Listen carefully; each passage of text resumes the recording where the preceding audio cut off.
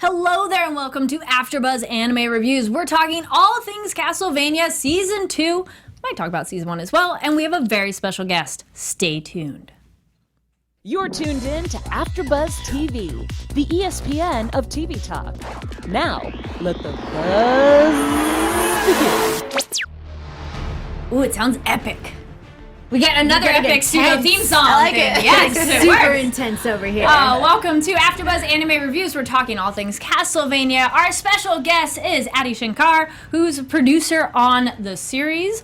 And thank you so much for being here. You were here also for horror movie news, so we're glad you stuck around for anime.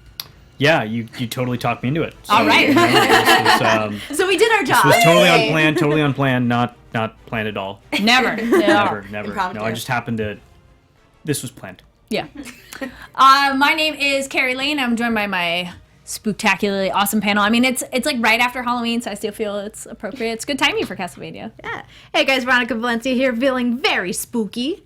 Hey guys, not feeling as spooky, but Jaimi Gray. You're not feeling spooky? No. And then we have our man in the booth who also got to watch the series. Yes. Oh, hello everybody. My name is Anthony Becerra. Thank you all for joining us today on this marvelous occasion, talking all things Castlevania. Yes. All right. So initial impressions of the series as a whole, and then if you want to include season 1 versus season 2, Jaimi. Okay, well, definitely more season 2 just because it was more episodes, went a lot more in depth. We kind of see, of course, why Dracula is so upset and why he wants to, basically destroy all of Europe.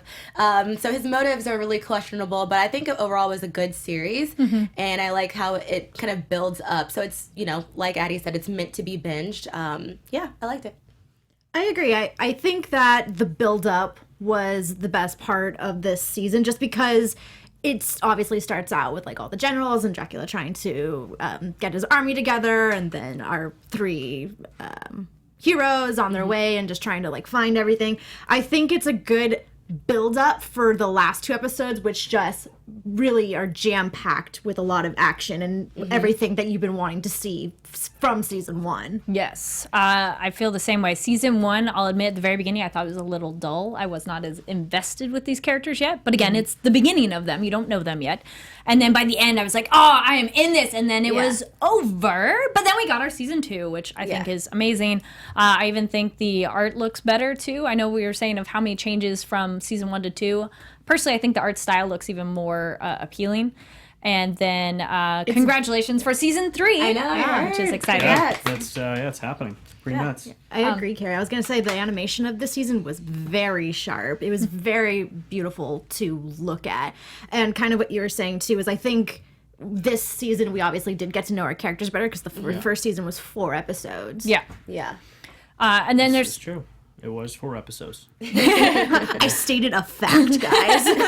I can confirm that it was 4 episodes, yeah. Adi, how did it feel to get that green light for season 1? You get 4 episodes, and then they go, "Hey, season 2, you can have 8." Or was it? Were you told an amount, or how did it feel to get more? Well, for season 2, it was 4. Okay. Really? Oh, wow. And then it was like, yo, we need 4 more. Because the story. Ooh, I'm sorry. Nice.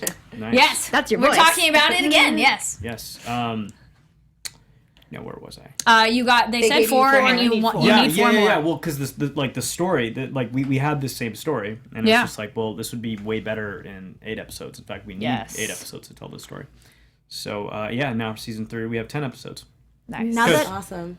Because and just to be clear about one thing, I don't look at more episodes as necessarily better or worse. We could have gone back to 4 episodes for season 3. From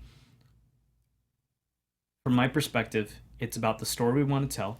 And by the way, this has all been mapped out. We've mapped this out from the beginning, right? So we're not making this up as we go along. It's the story we want to tell, and how much time do we need to tell the best version of that story? Yeah. Whether that's 2 episodes, 8 episodes, 10 episodes, 50 episodes, whatever. Anime is definitely plagued by lots of episodes and miniseries where you're like hundreds One and Piece. what? Yeah. Now when you're talking about the planning of this, how much in advance do you know the story in terms of, okay, so when you're doing season 1, do you know where season 2 and then 3 Yes, and 4? absolutely. Nice. Nice. Yeah, it was kind of, born out of coming into it as a fan of comic books. Yeah. Some of these comic book arcs, some of the amazing comic book arcs for these classic characters. I mean, it takes years to tell these stories because we're talking like one issue a month and whatnot. But they have to be planned out, and when they're not planned out, it's blatantly obvious. Yes. And I took away that lesson really as a kid. You could see this massive difference in quality between, you take. I know you guys aren't X-Men people, so I'm not going to use an X-Men example, even though I'm thinking of an X-Men example. But yes, I mean, you've in comic books, it works when people have a plan, and it blows up in everyone's face when there's no plan. Yes. And, I was gonna Yeah. say, Yeah. No, it's great. well, no, I was gonna say for season 3, now that you have 10 episodes, is it gonna go back to that kind of idea in that you already have ideas to fill 10 episodes, a story to tell for 10 episodes, or is it still very much in the beginning stages for next season, if that makes sense? we had a story that we wanted to tell, and that story needed 10 episodes. Got it. Cool. Okay. Was it true that you guys were going to make it into a film too? I heard No. that somewhere. No? So No, I was approached to do a live-action Castlevania film in 2012, Oh, okay. which I walked from. Why? You just don't like live action? Is it just not your thing? Or No, I made several live-action movies. Yeah. Do you feel Castlevania would have translated to live action well enough? I mean, it could have. Not the version that the individuals who hit me up about it had Right. planned, right? Because that version of it would have been more like Underworld or the Resident Evil movies, right? Which were doing very well at this time. Again, 2012, right? Yes. I mean, the world was. We talked about it in the other podcast you were nice enough to have me on. That the whole world of film and television was geared towards having the broadest audience possible. And I wasn't really interested in doing that. I was interested in making a show that was a show or a film, and really in any medium that was by the fans of this property, being Castlevania, and for the fans of the property, being Castlevania. Right? It wasn't thinking that other incarnation. Again, to be clear, Warren Ellis, our amazing writer, the amazing folks at Powerhouse, none of them were involved in that iteration. So it was a completely different company, completely different set of circumstances. That would have been a film that would have ended up in theaters, and the object there, the goal there, not my goal, the goal of the studio, was to make something that took the name of Castlevania, but then quote unquote broadened it to a broader audience, thereby stripping away all the things that were cool about Castlevania. right. And it could have been a disaster like Death Note. It would have been a disaster. talking about It would have not been a good situation. Right? I mean, Yeah. I didn't think that. Again, I'm going to say this one thing and then let's move on from it. But it was like little things like. Again, no knock against the guy because he's incredibly talented. I'm not trying to knock him, right? But in 2012, that was when we saw the rise of Channing Tatum. I'll just say this: Don't talk about him. he shouldn't be on a cast list for playing a Belmont. That's just Yeah. okay. you know what I'm saying? Like that doesn't really vibe. So, anyways, No, I get it. Yeah. Actually, again, no knock against any of Yeah. the because Yeah, actors yeah, at the end of the day understand are hired for roles. They're Yes. hired to play certain roles and. Scarlett Johansson. Yeah, Yeah, and it's yeah. not, ultimately, like, very few actors are really in that prime position where they're picking between 10 perfect projects, right? Really, the only people who are in that spot, or were in that spot at any point, were, like a hyper-elite group of Yeah. people that had their own production companies and, were also directors, like the George Clooney's and the Yeah. Brad Pitts of the world. Again, Actually, speaking of that and casting, the cast of Castlevania is definitely a star-studded cast of voice actors and actors that we have all known on screen. A couple of voices it was fun to look up later to be like, That's who that is. yes, for me personally, Hector, Theo James, who I'm like, it's from the Divergent series. I loved him on that. So those names are fun. And then also one that stood out, Carmilla for Jaimi Murray. I go, yes, I can see that. The way she talks is a very particular way, which I loved Carmilla. What did you ladies think of this new badass lady who walks in? I liked her. It's just there were just certain moments. I don't know, because for me, sometimes the gore of it, I was like, ooh, like when she's like beating the guy up. But I liked her as a whole, like as a character. So she was fun by me. I liked her too. I think she clearly told it like it was. She was not afraid to speak up like many of the other generals were. So I appreciated that about her. She got a little cray, but like a good cray towards the end because she had a very specific goal and she wanted to achieve it. Yes. Yeah. And she did not let anybody stop her. She did not, no. How manipulative she was, and the people just did not get it. Like, come on. It was a little obvious, but one of those, oh, you're doing this so well. Oh, really? Oh, me? And then it's like funneling people the way she wanted. No, Jaimi really played that role really well with her voice. Yes. Definitely. I thought you were talking about you. Like,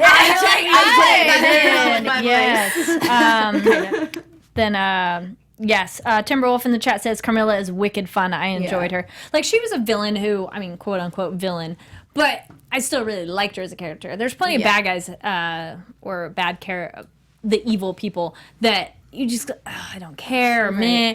One thing I wanted, let me know. And then we have a live chat. Love that so many of you are joining us live. Thank you very much. If you're watching it later, please comment down below about the stuff we talk about. And if we didn't get to something, let us know. Something I wanted more, I wanted the generals to talk. Because besides Godbread, none of the other ones talked. And I'm like, these look so cool. The Japan one, the India one, the couple. I was like, oh, I want more from them. And they never speak. Was there a reason that they never got lines? Or just it's extra characters so we don't need to give them they don't matter. More stuff? Or do you know that process of them? Like, let me think. You know, I'm going to end up in a long deep dive soliloquy thing that I do.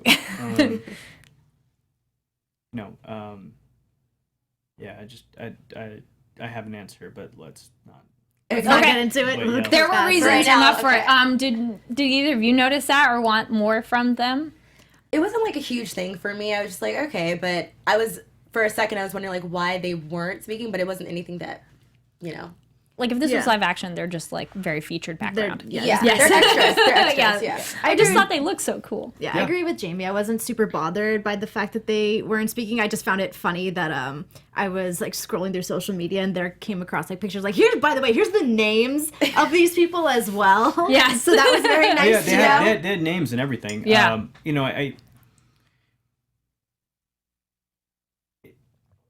We felt like it was cool to... how do I say this?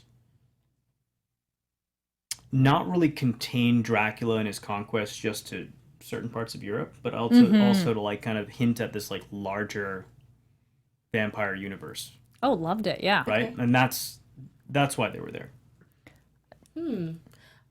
I thought that made sense in terms of you get that of it's not just here localized, and it makes sense for how old he is and he has traveled and everything like that. It just they look so visually interesting to me that I was like, can I get more with them?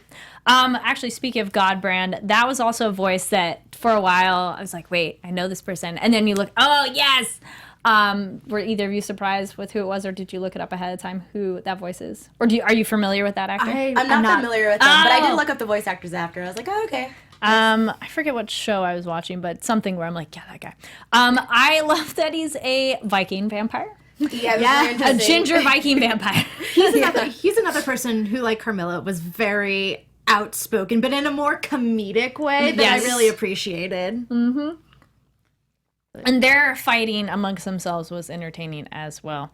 Actually, speaking of our other new people, what did we think are any favorite moments with Isaac and Hector? We get our two humans are allowed to hang out with the vampires who... also, as their backstories unfolded, what did you think of those moments, Jaimi? Oh my goodness. So, like I said, I was getting really gory and, just all the blood. But Isaac's backstory, oh my goodness, it just kind of triggering, But I thought it was dope how he kind of, he jumps on top of the guy and he just, with the eyes. Yeah, that whole, Yeah. That scene was a lot, but I liked his character a lot, like his personality.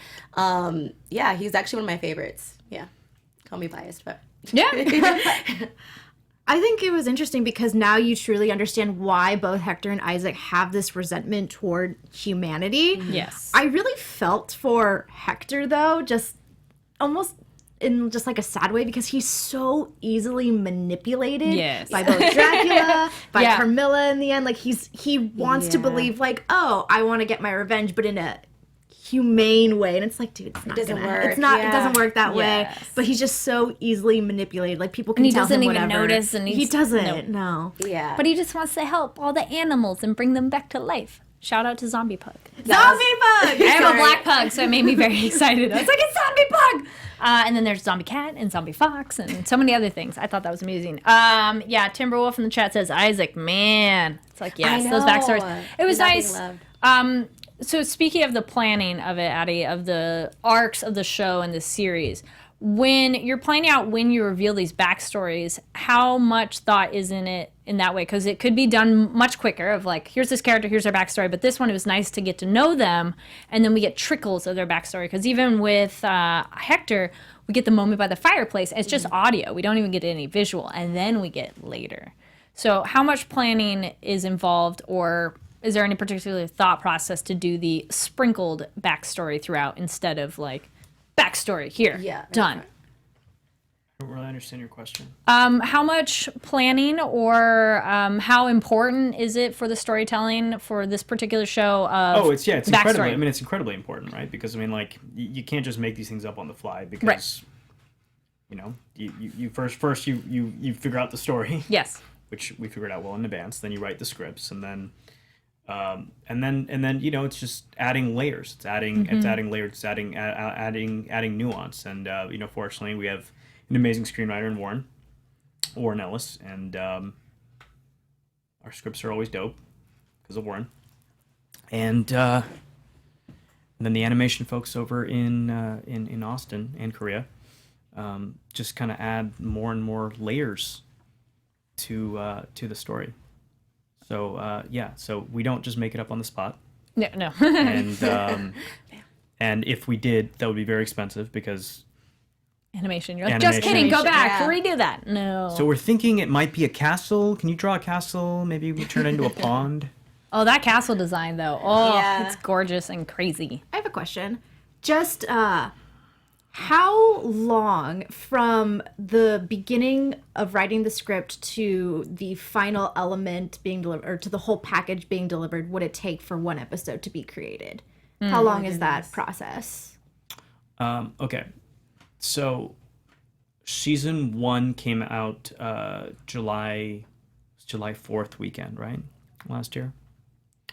And then season 2 came out 26th, right? So we basically started like right after season 1 came out, and however much that time is. So a little over a year. A little over a year, and then divide it by 8.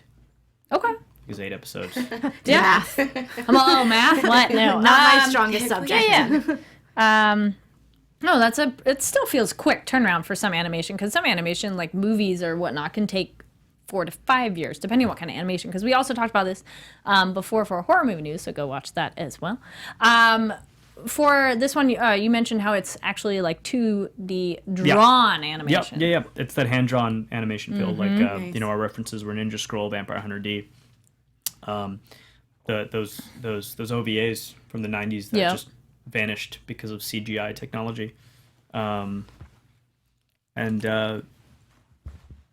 Wanted to bring that back. It was literally part of the pitch to Netflix. It wasn't just Castlevania. It wasn't just, hey, it's going to be for adults and it's going to have this specific tone, but also visually it's going to look like a throwback to these amazing projects from yesteryear that have since gone by the wayside. I feel like, with certain maybe companies, they probably want the quickest turnaround for their audiences as possible. Yes. But having a vision and doing something like 2D animation just ups the production value of your project so much and makes it so much better viewing experience as an audience member. Yeah, and Agreed. it also makes it complicated to make. Sure. Oh, 100%. Well, those fight scenes too. We had so much more fighting this season. We had so Yeah. many more monsters, which I think made it, more exciting. Because and then also besides that, we get our merry band, our merry trio, get to fight more and show off. Because Sypha gets. She's so bamf this season. I was like, oh my gosh, I liked her before, but this season I'm like, oh dude, she's a better fighter than like all of them because she can do this, Pretty this, and much. this, and this. But then Alucard is great too, and his chemistry with Trevor is. I'm for that brothers. romance. Yeah. They're just a bunch of bickering brothers, and I Yes. love it. I'm all for that. And I'm shipping Trevor and Sypha, them together. Oh yeah, well them on that Like, yellow carriage, that's yeah, cute. they were adorable. Well, it's a nice like trio that they can all get along. I saw some fan art online where Sypha hugs Alucard and then Trevor hugs him from the back, and then he kind of goes, "Yeah, I like you guys." It's just really cute. Like yeah, they have a fun relationship, and then their bickering and the swearing is so relatable. Yeah. I have a question, Adi, is how important was it to have swearing in that kind of dialogue? Because this is a show not set today, but to have like F-bombs dropped here and there and like other, adult humor is very present, which is very relatable. But is there a particular reasoning for it or just to make it more relatable to today? Well, I wouldn't say it was important. I wouldn't say it's important. I think it fits in with an overall aesthetic and an overall tone, right? I would say what was important was creating a show that felt very adult oriented, right? Because so much of what we're trying to fight against is this perception in the West that animation is for kids. Right. That it's this Yeah. niche thing, Yeah. right? That it's this niche thing, Cartoon. and and if it's for adults, it's a comedy. Yeah. And so it was kind of a full on assault into that to get this to get the general public to view this show as more than just a cartoon, Sure. right? To view it in the pantheon of great shows like the Mad Men's and the Game of Thrones and the Orange Is the New Blacks. Yeah. Orange Is the New Blacks. Yeah. Close enough. That just, Well, there's other shows too that have like incorporated modern day dialogue. Like the TV show Vikings is a historical fiction, and they'll say like Yeah. swear words that are today, F-bombs, and yeah. you go, wait a minute, but it works because you go, yeah, sure. It'd be essentially we've had it Babelfish translated. It's Totally. what they would have said. but also like sci-fi shows do that too, Yeah. right? But then they make and- up a word. right. American Horror Story. Yeah, I mean, like, exactly. Well, Battlestar Galactica, they did frack because then that way you could swear without it being like we all knew what it was because it sounds like But it. that was literally a network thing. right? Sure. Like they couldn't swear on that network, so Well, they then- created frack to do Yeah. that. But what I'm saying is, you look at a show like The Expanse, Yeah. Oh yeah, that one does it. It's great. right? And it's an awesome show. But Magicians, the reality, yeah, but the reality is, if we were to time jump 100 years, Yeah. fashion, nomenclature, inflections in people's voices would change. If you even take the last 5 years, think about how many new words we have invented in the last 5 years. Literally. Oh yeah. yes. New words have and it's kind of why film is such a dated, becoming a dated communication tool. Because think about how many new words we've created Everyone has to in the keep last up. 5 years, right? And then Yeah. the language of film hasn't really kept up with that innovation. Right. Yeah, it's also like the directors that work with that too. But I thought it was really interesting, like hearing the cussing because as I was watching, I was like, wait, did he just say that? And I think a lot of people do think of some anime as a cartoon, and it always makes me mad. yeah. So I think it's great that you brought up that point, noticing that. Especially because sometimes when you do look at Castlevania, or even, we were reviewing My Hero Academia, sometimes when people look at it, they think that it's a cartoon. For children. Yeah, so were you worried about that? I'm sure you weren't, as far as, kids coming across this, or you're just like, no, they need to see this, like, for what it is. I want kids to see it. Yeah, no matter what age. Yeah, I want little kids to see it, and, like emulate what they're seeing. Okay, all right. You heard Well, it here. how many of us, like, for example, you referenced how it took from Ninja Scroll and Vampire Hunter D. I remember watching those probably too young, maybe middle school, elementary school, and thought they were awesome. Yeah. So I think it probably depends on the kid, too. Yeah, and the Some kids parent. can handle it. Yeah, my dad will watch anything. So. Yeah, no, totally. No, I want little kids out there casting spells. Like, it's what I, you know, I think Witchcraft that's book. part of- Right? yeah. Actually, speak of that library and that whole sequence was amazing. It was. And looks like that would have been so much to draw because Every little detail. Yes, Yeah. landscape's one thing, but like here we're gonna have a library with weird objects and everything. And that dinosaur too. Yeah. I was like, that was great. Were there any moments in that particular sequence that stood out for you, ladies? Or any other moments that you were like, this? I had a moment kind of just backtracking to Yeah. the comments we made previously about Trevor and Alucard. Yes. And kind of their bickering brother romance. I really enjoyed how this season they kind of, for Alucard being like a half vampire, being someone who's kind of shunned by humanity because they're terrifying and violent, he had more of an honest and I guess, true childhood upbringing than Trevor ever did, who is a human. And I just found that dynamic between them so interesting because Alucard thinks he has it very rough. You know, obviously the traumatic, the terrible events that happened to his mother and his father being Dracula. But he had a better upbringing almost pretty much than Trevor, who had a big family. Yes, but abbreviated childhood. They're like, you were on your own at 12, 13, whatever. Doesn't really matter. Actually, now that you brought that up, I love that joke, though, when Sypha's talking to Alucard and says, Alucard mentions he grew up very fast, like literally. And she goes, so you're a teenager in a man's body. And yes. And Trevor is a child in a man's body. Totally, absolutely. And actually, speaking of Battlestar Galactica, Alucard is a voice, or he's an actor on that. And that was a voice I go, yes. I don't know, anybody's Battlestar Galactica fans out there? James Callis, yeah, absolutely. He's dope. And he actually originally auditioned for Trevor.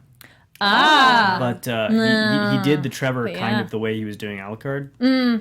And you know, Alucard, I mean, all the characters are tough to pull off, right? Yeah. Because as you said, there's a lot of nuance that goes into it. It's not a cartoon. It's basically a drama, but just in animation form. In animation with their form, voice exactly. only. Yeah.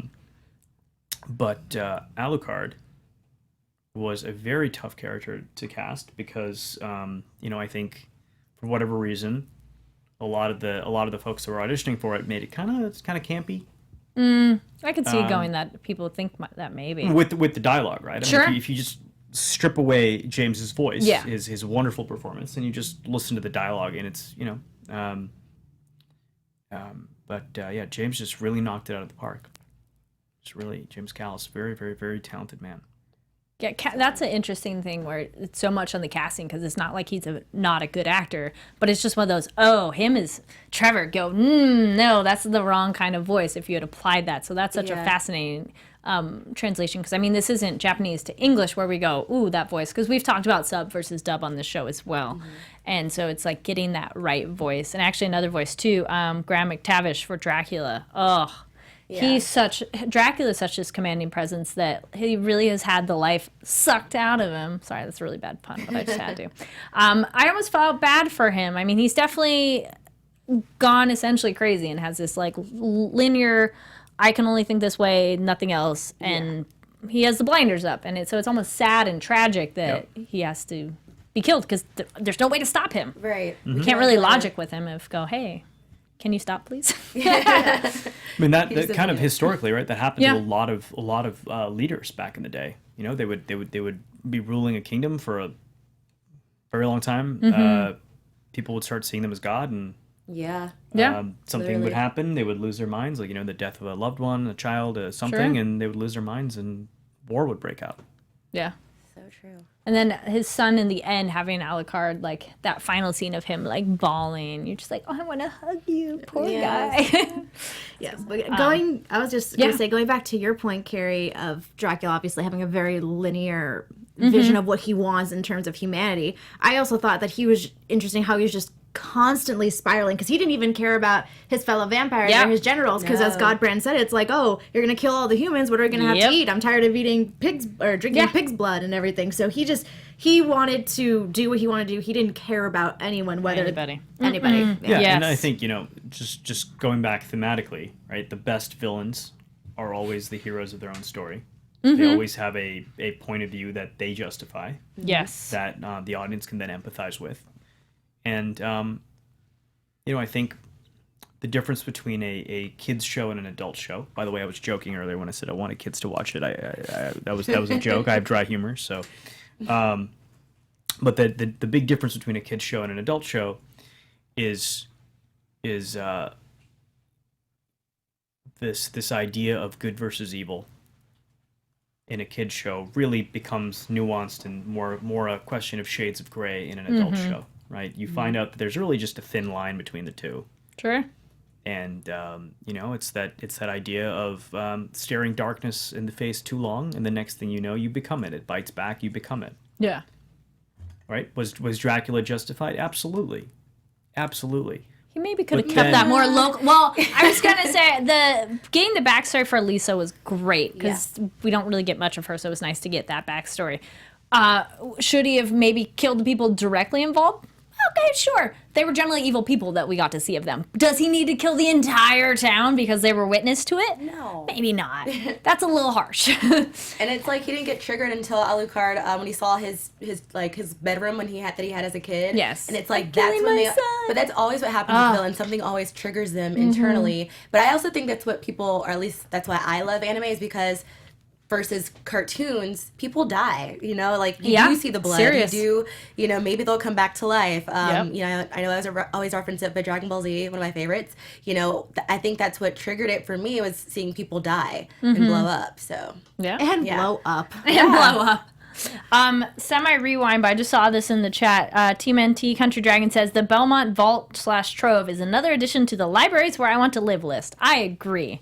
I wish we could have more time in there. And that magic door was actually comedic, too, them trying to open it. And did you actually see it open? Well, I don't know. I just went in there. But that is also like your memories of a child. You go, I don't know the specifics. Like, if you went somewhere, your parents drove you. You don't know how you got there. Yeah, I wasn't paying attention. Yeah.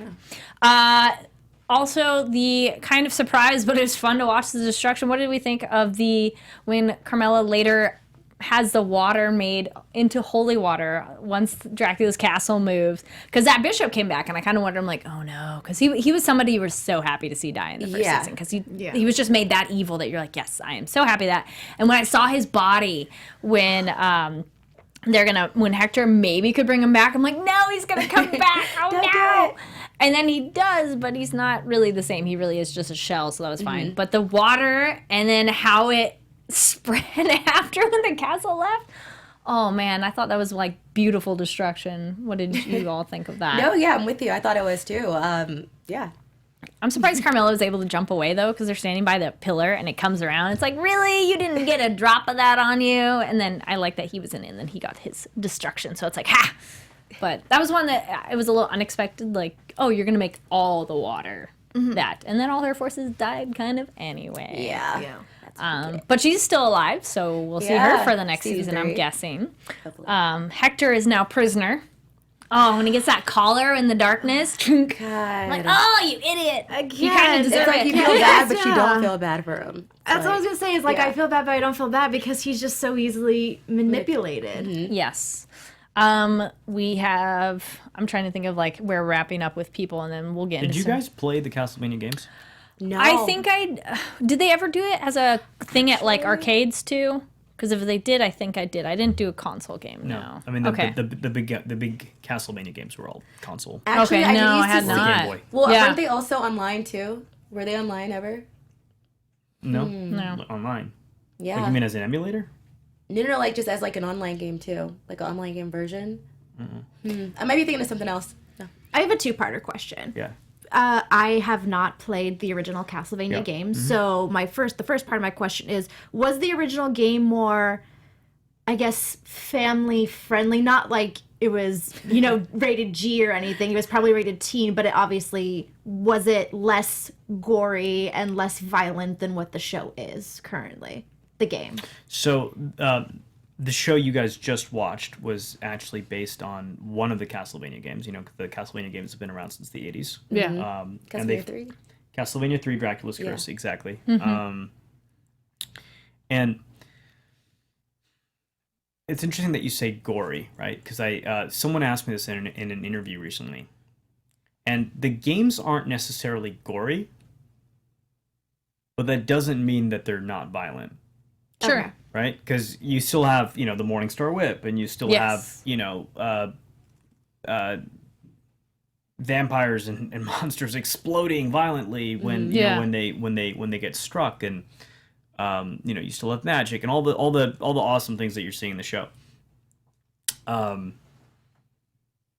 But I think when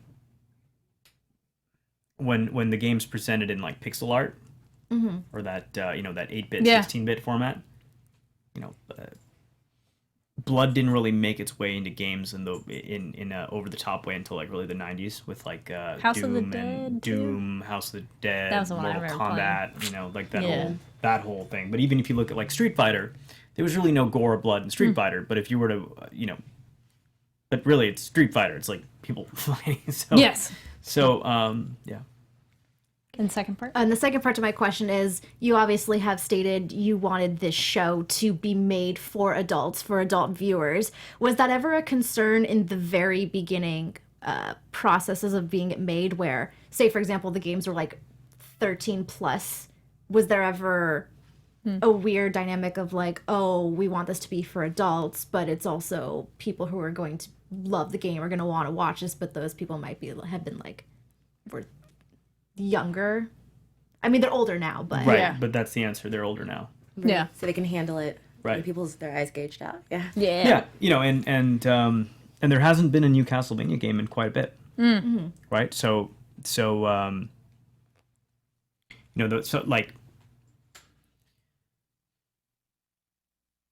yeah, there hasn't been a new Castlevania game in a bit. So I get what you're saying, but it was never a consideration. Okay. It was literally never a consideration because it was always like, hey, let's make this super adult oriented, Yeah. because one, it fits the genre, and two, it fits the subgenre, and three, we want to veer away from cartoon and into like Mad Men, Game of Thrones, Yeah. high drama territory.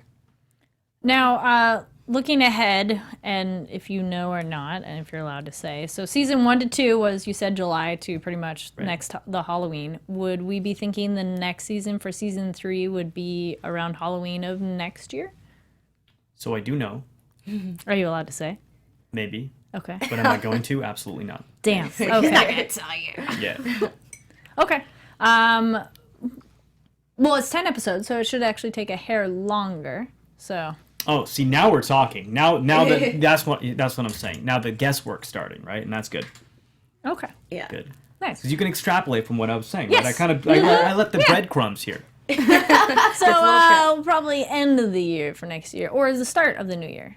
We can make our Though assumptions. Halloween should was a be really perfect. cool time to drop this Yeah. season, I must say, dropping the 26th. And I remember at Anime Expo it being announced, and it was like, oh, perfect timing, and yay, we get Yeah. more episodes, so that's awesome. And you were at my Look forward. panel. Yes. I was very excited to see. I was like, more information. And then I was like, you should come on our show. And voila, it happened. Yeah. It was magic. Wait, I thought you said this wasn't planned. It was magic. That's what it was. See? The dry Yes. humor. It was totally planned. Totally. There was like emails back and forth. I wasn't CC'd on any of these emails, but there were emails. Because they happen. We'll hold off on our predictions to go into season 3. But any final comments, thoughts, or things that stood out for this season as a whole? Because I know we did talk about it very broadly, but I think it's fun to see like what things stood out to you. Were there any other moments? Tony? Yeah. Cut in here, Go for everybody? it. Can you guys hear me well? Yes. I just gotta say, I want to like speak to the action. I really love the action in this series. I just felt so dynamic and it was so fluid, and the animation was just so beautiful to watch. And it was just like it's animation that's rarely seen nowadays, at least for what I see personally. and it harkened back to times where growing up I saw Avatar: The Last Airbender, and That's a great show. Yeah, that Avatar, was it's a great show. yeah, that was like the action that I loved. And Not a great movie, great show. Oh, no. Yes. I Another totally one. forget about the movie. The one we shall not speak of. Yes. Yes, but yeah, that's A number like of my an friends were in animated- that film, and they were just all, yeah, it's not that good. No, totally agree. That action and fighting on this season. I mean, season 1 is still good too, but we get more for this season. Yeah, I mean, overall, I love the whole story plot. I love the animation. Not so much a fan of the gore. That's just me personally. Like seeing people get their eyes, thumbed out or fingered out, whatever you want to say. But as far as we're not doing predictions yet. Not yet. Oh, okay. Hold that. But yeah, I think overall they did a great job with the writing, with the voice actors. It was great. Any other final thoughts? Yeah, I was gonna say I love the performances. I thought all the performances were really great. I'm very happy that it was 8 episodes because you got to understand the characters better, Yes. whether or not you necessarily agree if they were justifiable or not. I think that's what makes a very interesting conversation with this series. So the fact that we got 8 episodes, it allowed us to explore that a little bit more, which Yeah. I thought was great. Agreed. Definitely, I enjoyed second season more because it has more time to play with, and has more material to play with for us, the audience. And visually, I think it was even better. Okay, before we do our predictions, we're gonna do our special segment, which is our Japanese word of the day. And we did do this before when we talked about Stain, but I felt it was appropriate, and kind of how Jaimi was talking about anti-gore, we'll talk about the word blood, and it's ketsueki. Ketsueki. So that's for Romaji, it's Ketsueki. So ketsueki. Alrighty, so let's do some quick predictions. Wait, should I be here for Your this? AfterBuzz TV I don't know how's your poker face. You have a pretty good poker face from what I've seen. I do? So I yeah, don't it's know, decent. I think I should excuse myself. Oh, we'll be quick. No, yeah, we'll be quick. Yeah, don't worry. Yeah. I don't want people to read and be like, oh man, his. No, I've been on many shows where somebody involves the projects there, and it's entertaining for the face. So I do think an interesting theory from the chat. Timberwolf 410 says, I think Isaac will bring Dracula back with his army of the dead. This is a good point. That is a good one, actually. Yes. And then, somebody else, TMNT agrees the animation, good choreography, yes. Timberwolf, Timberwolf. Jaimi, you look like you had some theories ready. Yeah, just simple theories, just because I think that the cliffhanger that they had was a good one, to where it's you want to know what's going on, but you're not itching to where you're why isn't it coming on tomorrow? But it's that perfect balance. There's going to be more katsueki, more blood. Yes.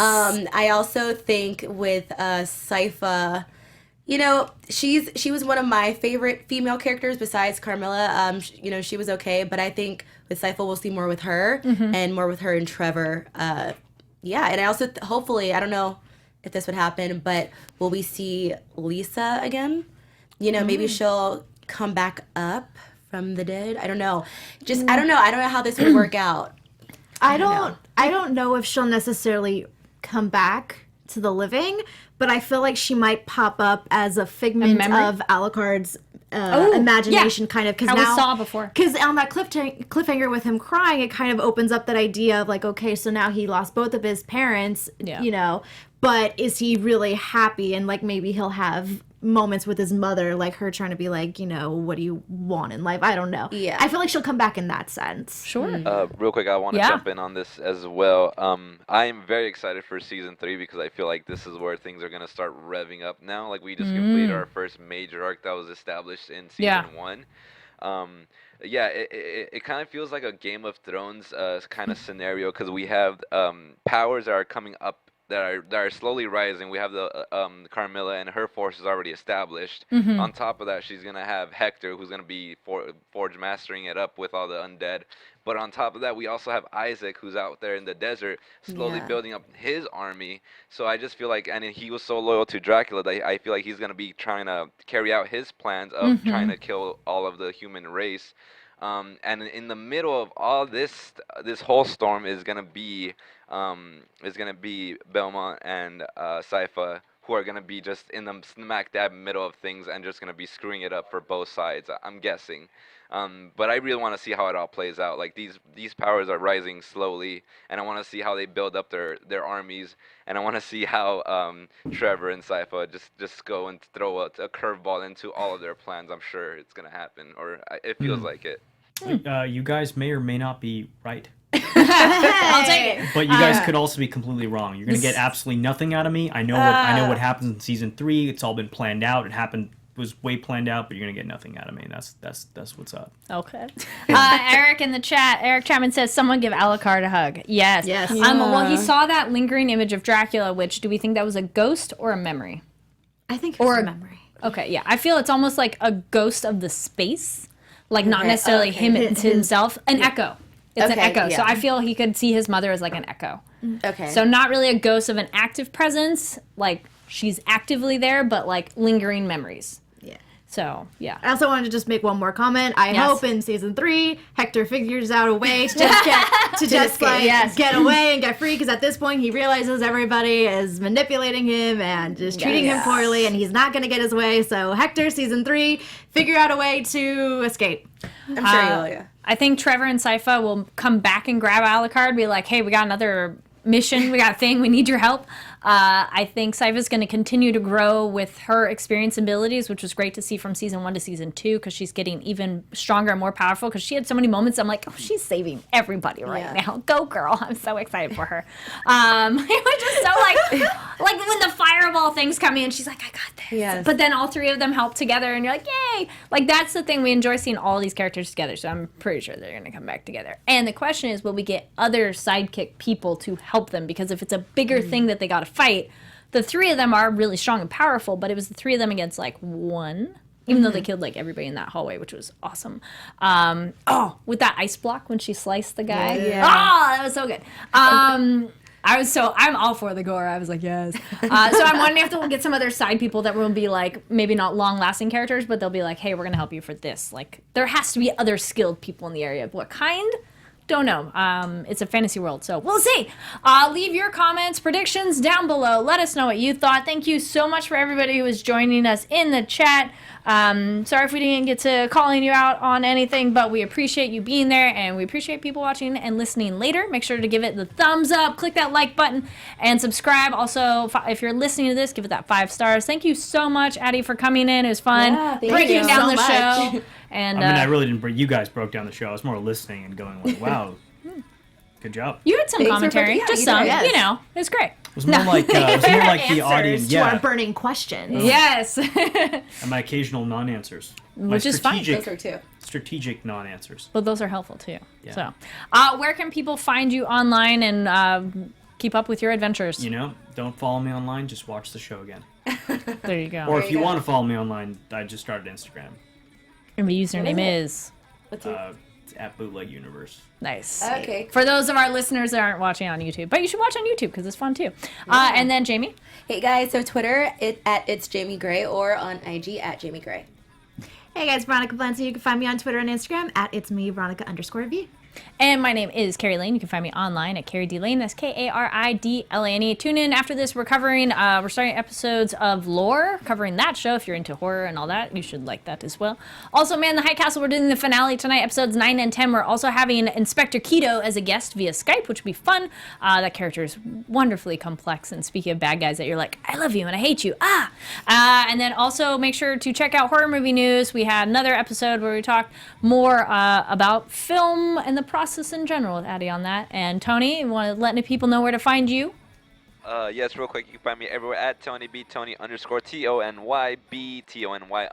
Thank you so much. Great show, everybody.